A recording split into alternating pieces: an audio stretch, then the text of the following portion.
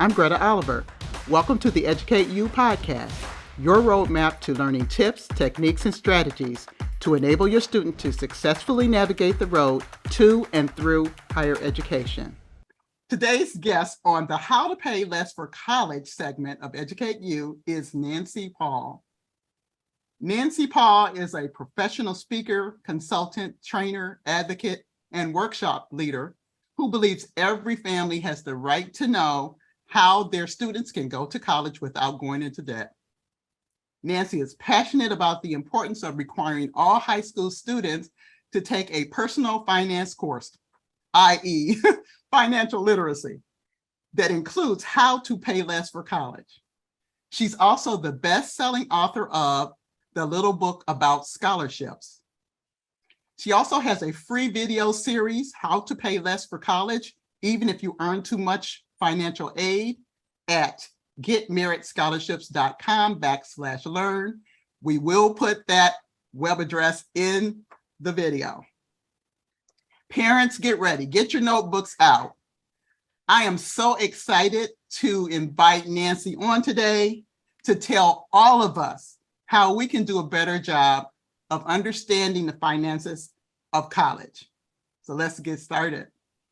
Please join me in welcoming Nancy Paul to EducateU. Welcome, welcome, welcome. Oh, I'm so excited to be here, Greta. Thank you for this opportunity. And we're definitely on the same page. It's a really important topic. You've already done some great work in the space.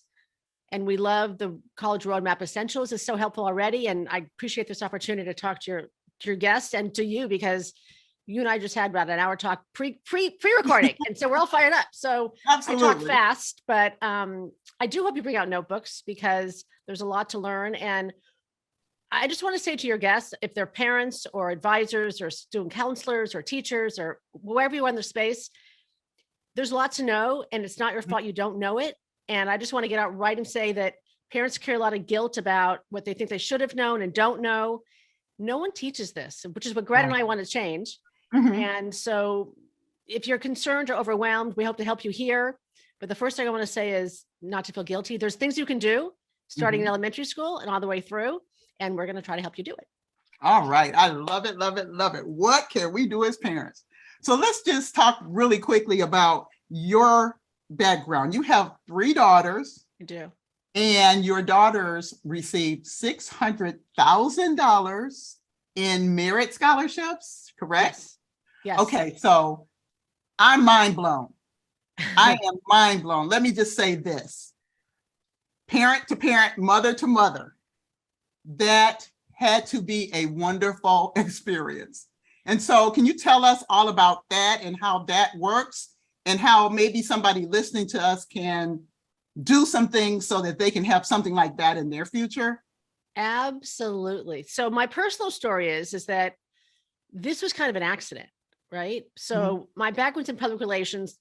In the end, it was for celebrities and community service projects, big events, White House, Olympics, National PTA. So always, my whole life has always been about community service part of things, right?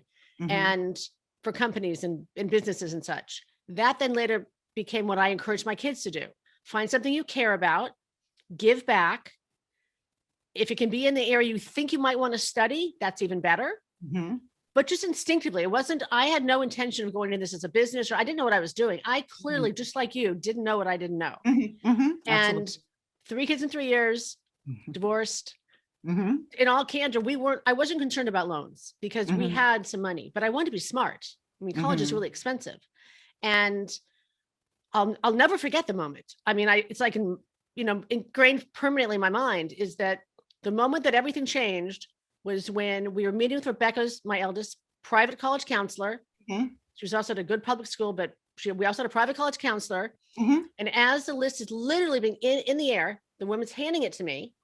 This is the list of hand-picked schools of the 4,000 colleges in the country that are the best fit for Rebecca. In the air. And I said, which of these schools will cost less?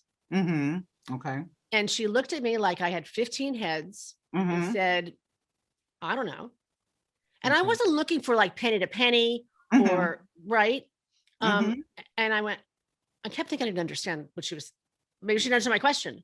I said, well, not exactly, but which on this list of 15, and she Mhm. had no idea. And in that moment, I realized, oh, good gravy, cost isn't part of best fit. How in the world is that possible? Right. How can we never talk? Rebecca's an incoming senior. How do we not talk about this before now with the college Mhm. list?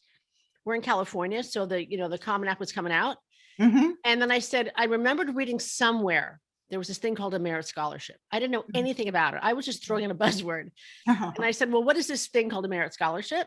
Mhm. And she said, oh, really easy. So she goes around her desk, proudly produces a piece of paper with two big databases on it. There are two website addresses, Mhm. large databases. She goes, Mhm. it's really easy.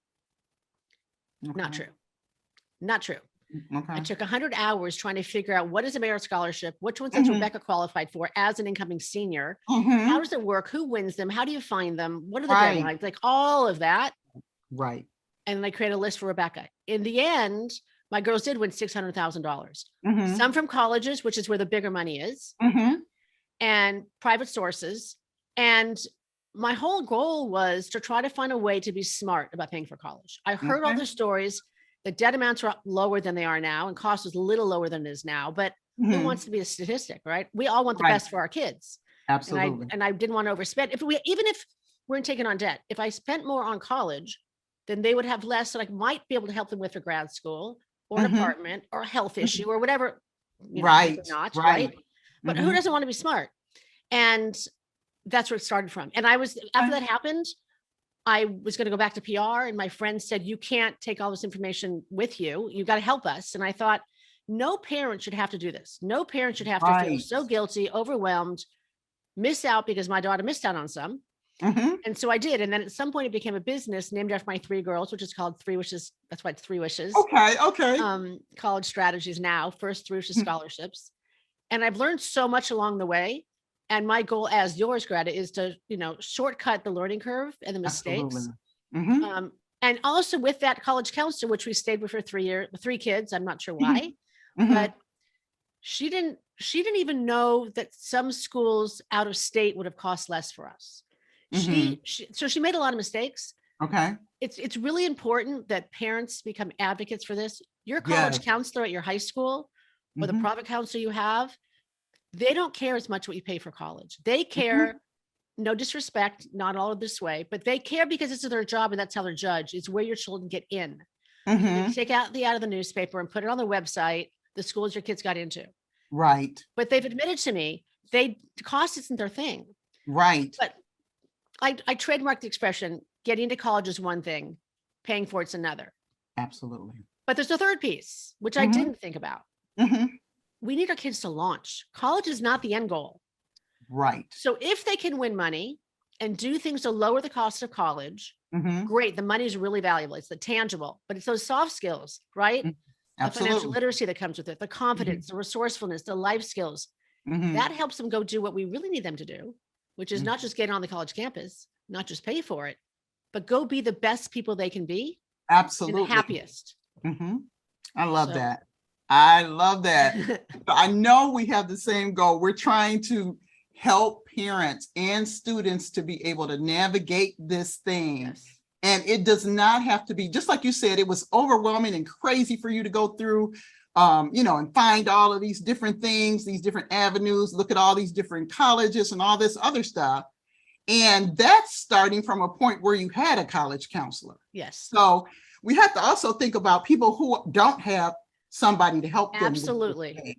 And so I absolutely. just want to put out now, of course, people who have been following this podcast will know that I put this book out, College Roadmap, for a reason. And, while you don't have to have the book to take advantage of what we're talking about on this podcast, it is helpful to at least have an end game in sight. And so as parents, and sometimes as guardians or adults that are helping in the college search process, there's so many balls that you have to juggle in the air to get from point A to point B. And one of those is finding a college that fits. And we talk about this all the time on EducateU, finding a college that fits, but we also have to remember that fit does include affordability. That's Absolutely. part of it. Absolutely. And It I know has a to. lot of times maybe we didn't say that specifically, but you don't want to be anywhere and you're happy-go-lucky on the college campus. You get through it, you get through graduation, and then once you graduate, it's like, oh my God, now what? What do I do now? And if you've taken on all kind of loans and everything, you got to pay this stuff back. And when does repayment start? And I mean, that's a whole level of crazy that you didn't have to necessarily take on. And so we're talking about fit. We want fit. We want our students to be able to be successful wherever they end up, wherever they land. And even if it wasn't their first choice, wherever you are, what do I say, bloom where you're planted. Take that information, find those advocates on that campus, do what you need to do and get done with this thing. And then you can go on to a better and more fulfilling life when you've gained all kind of transferable skills. It might not even be your major that you end up working in, but skills that you can take anywhere, education that you can take anywhere, the ability to learn that you can take anywhere, critical thinking skills that you can take anywhere. That's what a lot of employers are really looking for. Somebody who can critically think about an issue and come up with some problem solving, techniques and get things done. And that's what they're looking for. And that can come as a result of a college education. And that's certainly what we hope you're doing at college, not just doing whatever. We don't want to think about that either. But just for audience sake, I want to get parents on the right path. So what would you suggest a parent do? Just what can they do to get started on the right road to be able to navigate this from a financial literacy and a financial standpoint? Absolutely. I'm going to give you some really actionable tips. But first I want to say, I absolutely agree with you. I'm not saying a college counselor is necessary. And don't quote me, audience, but I'm not saying it's always a great thing when it comes to the paying for it part, because they have a different agenda than you do. You want your child to go where they're going to bloom, as Dr. Greta is saying. Your college counselor is less concerned about cost, but you have to be. So college counselors have a place, but it's not an end all if you don't have one. Whether you have a college counselor or you don't, you are your child's advocate. Right? Or your niece or whatever the relationship might be, or your student or your client, it doesn't matter. Friend, whatever, neighbor. Some of what we're going to talk about has nothing to do with financial status or where you are in the lineup of need-based, merit-based. Some of this is just the way it goes because our kids have to get in and we have to pay for it. And the first two things I'd say, regardless, because we don't know who's out there listening exactly, right? So two really important things, three that I would start with. I mean, there's many. But I would start with whomever you are, in your own self, decide your values about, and your circumstance about cost of college. Absolutely. Married, not married, in a relationship, not in a relationship. Just you as an influencer in this young person's life, right? Your views on ranking and, other things about college and cost, and look at your financial situation. And what do you believe? If no one was in the room, what do you believe? What are your values? Are certain schools worth more? Are certain majors worth more? Does the student have to put in a certain amount of effort and then you'll give them more? Like, what are your own values? You have to know that first. And then you have to communicate that. I call it the college money talk with your partner, if you have one, but definitely with the student. And please engage your students in the cost of college conversation. Because I'll tell you this, I've worked with families across the country since 2011.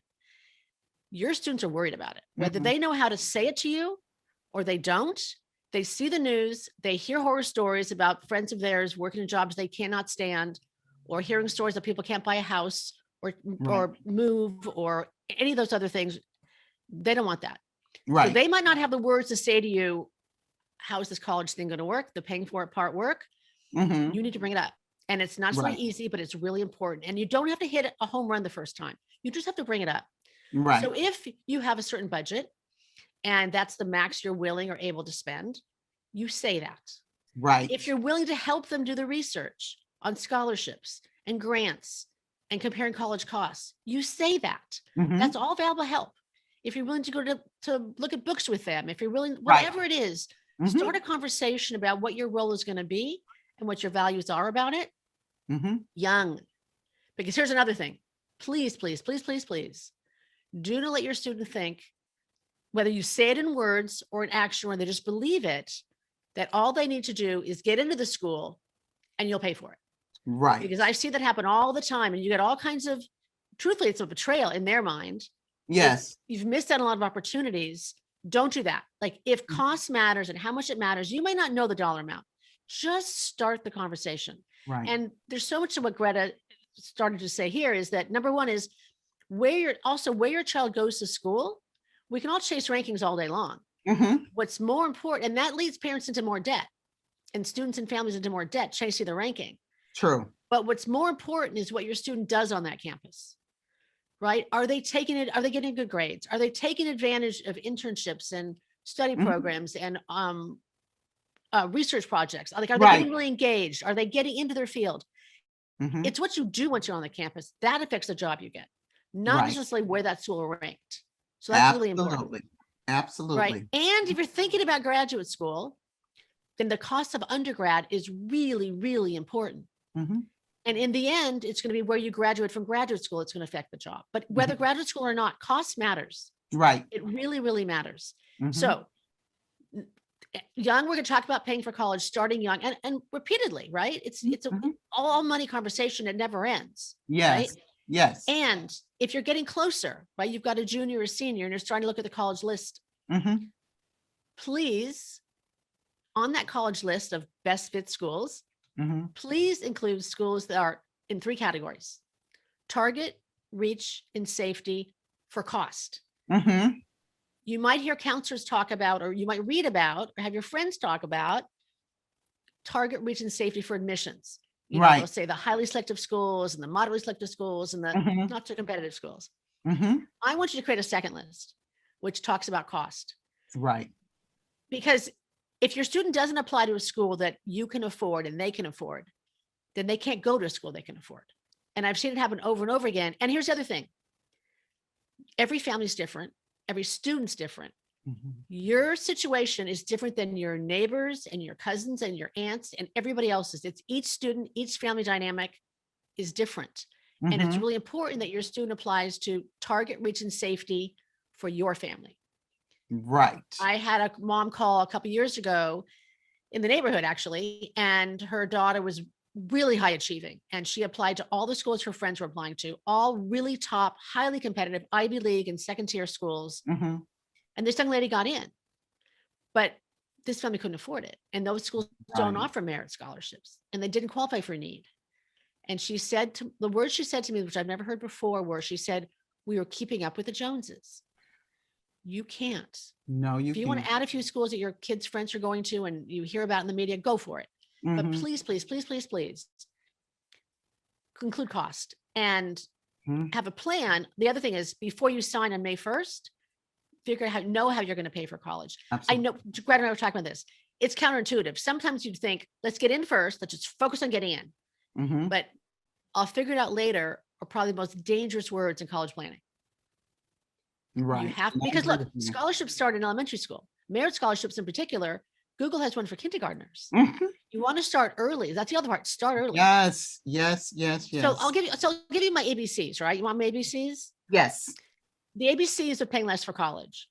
A, apply smart, which means apply to some schools that will be less expensive. And here's the thing. If your student wins a big merit scholarship from a school that they don't even go to, but they win a lot of money and you decide not to take it, it's still a win. It still builds their confidence. It still gives them more financial responsibility. It still gives you more choice. Apply smart. The right schools.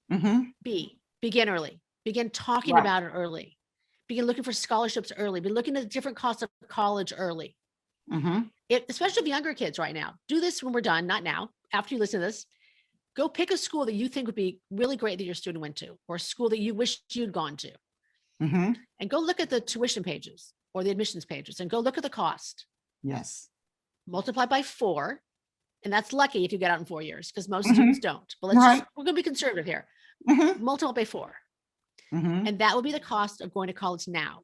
And if your student's younger, for every year until they head to college, multiply by 2.5%, because that's typically the percentage of increase. So if you have younger kids, you do have a bigger risk of college costs going even higher, but you also have massive opportunity to do something about it. So you want to begin early, look for scholarships early, volunteer in the field early, look at costs Mhm. early, talk about it early. Mhm. The C is cast a wide net.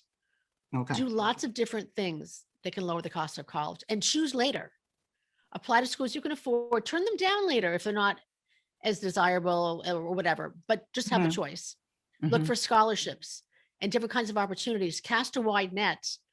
I talk a lot about when we're finding scholarships, right? All Right. kinds of your students' achievements or need-based, whatever it is, just do lots of different things because it's a moving object, right? The student Yes, that it thinks they is. want to go to X school, it's far away.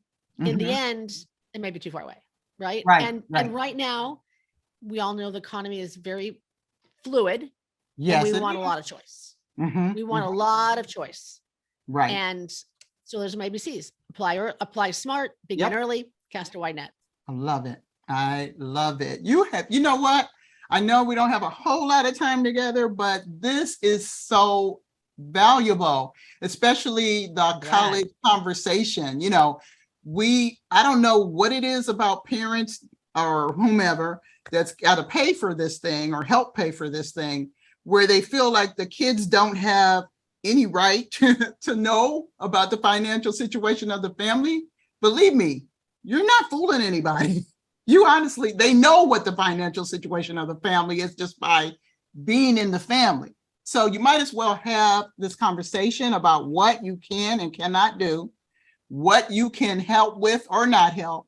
And the other thing is something I've always said. I mean, you're reading my book actually, but I didn't call it the I ABCs, started your book. I but you love know your book. what? Thank you. But it is starting early. You can start at birth actually looking for money for college. You don't have to wait until the child is a junior and 16 years old. You can start at birth, just different kinds, streams of income. That's what we want. Multiple streams of income, all leading to this particular juncture. What we need is money for college. And I would also recommend your book, and I mean your book, which is Thank the you. little book about scholarships. And I'm gonna, Thank you. when I update my book and go to another edition, I'm gonna include your book in there, because Thank I you. think, as much information as we can get to help parents, the better. Because yes, you do have to do some work. It's work finding money for college. It's work going on this road, getting on the road to higher education. And I'm always talking about this road. It's work. It is not for the faint of heart. It is not. And so that's why I'm hoping the book can be useful. We'll get that information out about your different video series. Yes, how to pay less for college, even if you earn too much financial aid.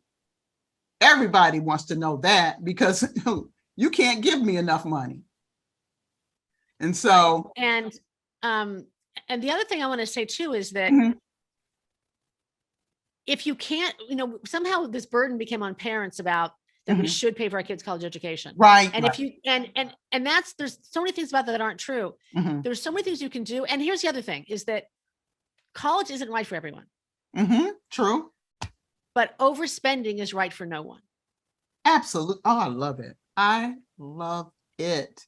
You are absolutely right. I'm gonna get up and dance in here. Yes, that is so true. Who wants to go through this? And for what? Right.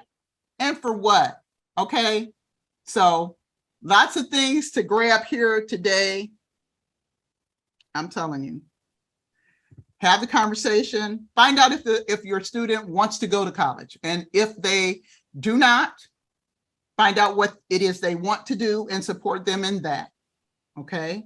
Then you want to go and follow the ABCs. Apply smart. And we want to make sure we're looking at the cost of college. Okay. We're going to multiply by 4, because it may take them 4 years. And I saw some discussion recently online about the fact that the way classes are being even offered now, it's kind of rare, I guess, that people will get out in It 4 years. is. And so you have Yes. to have all these prerequisites that come about. They offer these classes maybe once a year. If the kid happens to miss it, then they're kind of in some kind of turmoil situation until it comes back around. Can't take the next class until the previous class, prerequisite class is taken. So yeah, 4 is a very, very optimistic estimate. Okay. Right. And But it is an one way to estimate. help that, I'm so Mhm. sorry. One way to help that is you really want our students young to do really well in school, well in middle Yes. school, well in high Yes. school. Yes. That'll help Mhm. them shave off time later, have good study Mhm. skills, and qualify for more money. Right. Yes. True. Yes. So And if they can there's so have, much to do. and I'm just want to jump in with like, dual enrollment, like if they can go Yeah. early high school, early college programs, or if they can take advantage of community college offerings or different ways that they can have, obtain credit, or even AP, placing and testing out of courses. Absolutely. All of that is Absolutely. important. It's important because that can shave time off. That can shave time off. Absolutely. And there's Absolutely. also nothing wrong with going to a community college first, as long as you make sure that it's accredited. We want all our colleges to be accredited, of course, but that the courses will be transferable wherever you end up going to university at. And so all of that saves time and money. So we want to keep That's why that in mind. that's why everyone needs your book, because we're talking money here, but it's really Yes. more than money. It's more than right? money. Yes. And that's why we got to be a team, the two of us. We need to be a team. We're in it. Okay, We're in it. absolutely. We're a team, guys. Okay. And then we're going to have to the B, which is start early, begin early. All of this, looking for money, looking for scholarships, putting your student in the right place with like placements or shadowing or volunteer activities or getting in clubs that support what they want to do. Start all of that early, as well as kind of perusing, on the websites, different colleges that might be interesting. Okay, you can start that very early. And then C, which is cast a wide net.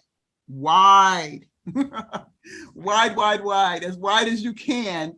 Manage, okay? Keep yourself organized. That's another thing I talk about in the book.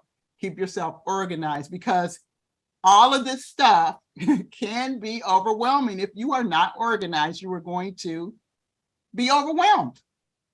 And rightly so. You should be overwhelmed. You should be dealing with enough information that if you don't have it organized, you will be overwhelmed. So keep yourself not overwhelmed. Oh my God. Keep yourself organized and keep track of what is going on each of the campuses you're interested in. When the deadline dates are, what you have to do for financial aid. Look for merit, merit scholarships. I do not, as I was telling Nancy earlier, I wish I knew all of this information that she's telling you right now. When I had, I do too. I wish I knew yes, it too. when I went to school and when my children went to school.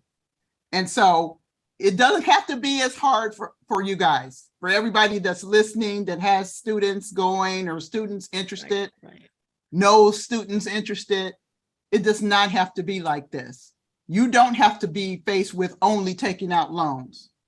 There's other things you can do. No. There's other things and other avenues, other ways, even your children, just in general, just another way is their employment. If you have your child working somewhere, they might as well work at a company that provides some kind of benefit for school. Why not? If they're going to work anyway, get the money from there, or join clubs, or see what kind of opportunities or financial help is available through memberships for you, memberships you hold, or memberships that your student holds. See what's available from churches.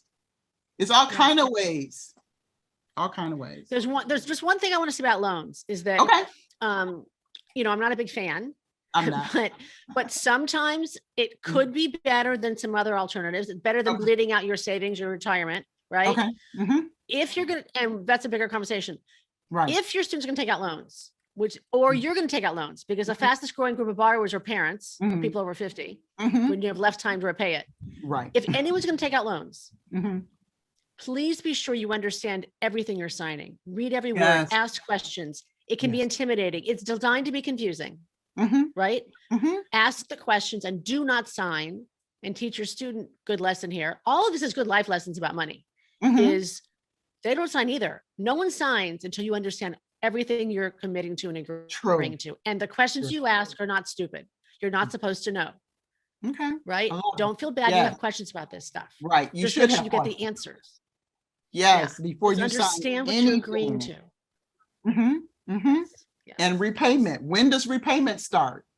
You know, there's some loans that different. The repayment can start while the student is still in college. You know, when does repayment start? If you do choose, or only, you know, you might have exhausted everything and you don't feel like you have any other recourse. If that's the case, you should know everything, just like Nancy said.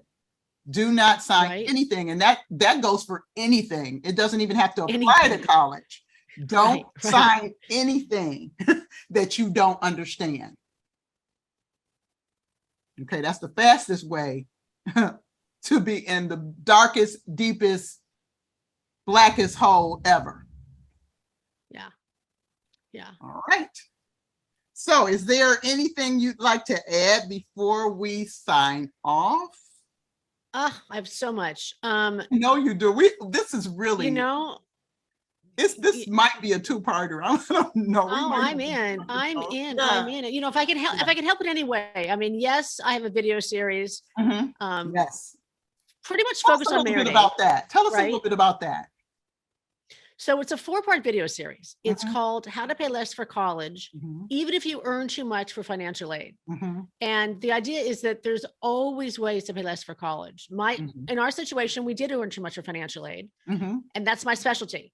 A lot of what we talked about applies to everybody, but often for families who don't quite qualify for financial aid, we call it caught in the middle. You can't, keep up with $80,000 a year for Chapman, but you don't get need-based aid either.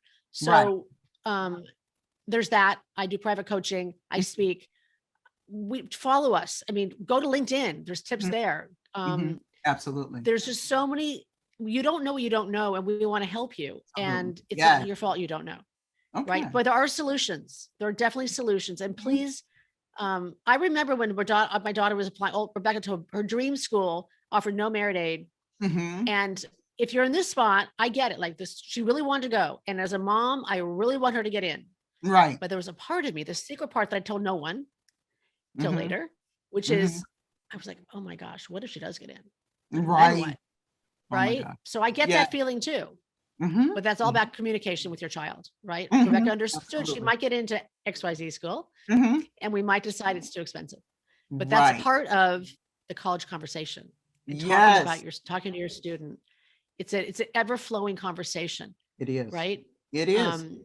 And you're making them just more prepared for life in general. Yep. So we're here to help. Go get Greta's book. Go follow it. Go get Nancy's book. We need both of them. Watch the videos. Yes. You know, ask questions on LinkedIn. I'm not on Facebook as much, but I'm more on LinkedIn. But we're here to help. Yes. And I don't think you've seen The Last of Us together on this podcast either. So no. You know, all of you parents can just stand up and cheer right now. We'll be back. We just met for the first time right before this recording started. We've been LinkedIning, but we just had our first conversation, and you've been here for the first one that's recorded, but we've got some things cooked up for you. All right. Well, you know what? We will get it together and get it out there for people to be able to take advantage of.